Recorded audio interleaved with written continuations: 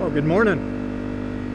I'm testing out the Drift Ghost 4K again, only this time I'm checking out the stabilization. So I've still got the camera at 1080p at 30 frames a second, only with stabilization on. So we'll see how that does. I was going to go out on a dirt road, but I see it's starting to rain, and it was raining earlier, so I think I'll just stick local. I don't want to test out its water resistance quite yet, so I put the camera aiming up a little bit more because yesterday's video had the horizon too high, and I also hopefully have corrected a little bit of lean on the horizon. It was sloping down to the left, so rotated the lens to correct. Now I've probably got it sloped down to the right. It does have a function where you can get an app on your phone or tablet and pair it up so that you can actually see what it's seeing and adjust it properly. But I haven't done that yet. I like simple. My phone isn't too smart. Actually, it's not smart at all.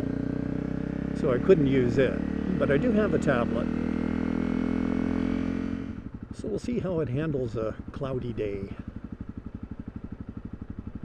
I don't know whether I'm going to post this video or not, but it's really just for my own edification. I'm trying to add kind of one feature, one step up in its settings at a time, so that I can compare how each one changes it. I was quite pleased with the footage yesterday that I took and put up on YouTube. It's definitely sharper than my Drift HD Ghost. Understandably, because this one has a Sony CMOS sensor. I don't believe the other one did. So yeah, the sharpness was better, the less fuzziness, less pixelation, well, hardly any, and the color balance was nice. It had a good dynamic range, of color, and the exposure was very good, and the white balance was pretty good. Mostly it was excellent on white balance, but I noticed that when it transitioned into a high contrast scene, then the color balance shifted a bit. But we're not going to ask for perfection from a $400 camera. Not that $400 is cheap, but there are action cams that you can pay upwards to $1,000 for. Yeah, the real test on stabilization would be go up onto some washboard. That'd do it.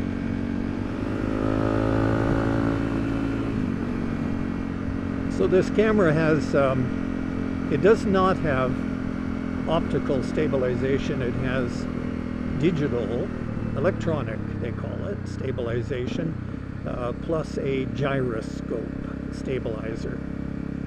Now, I'm not sure how that would compare to, let's say, Sony's optical stabilization, but perhaps we'll find out. Well, it definitely feels like we're heading into autumn, that's for sure. The temperatures are a lot lower than they were.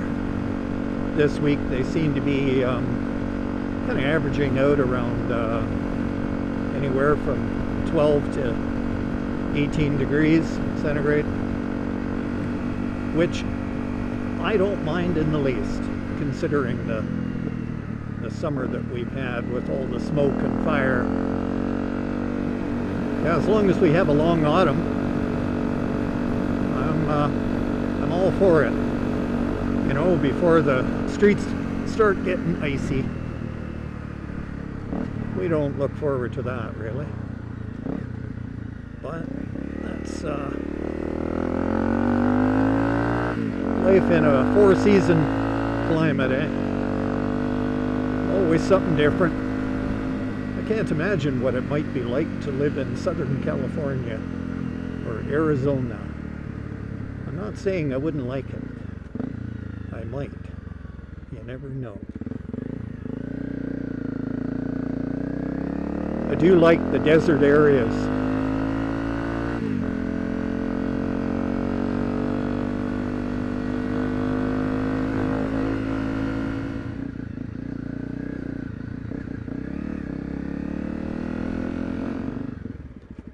So, I think I'm gonna head home, get this video off the camera, and see what it's like.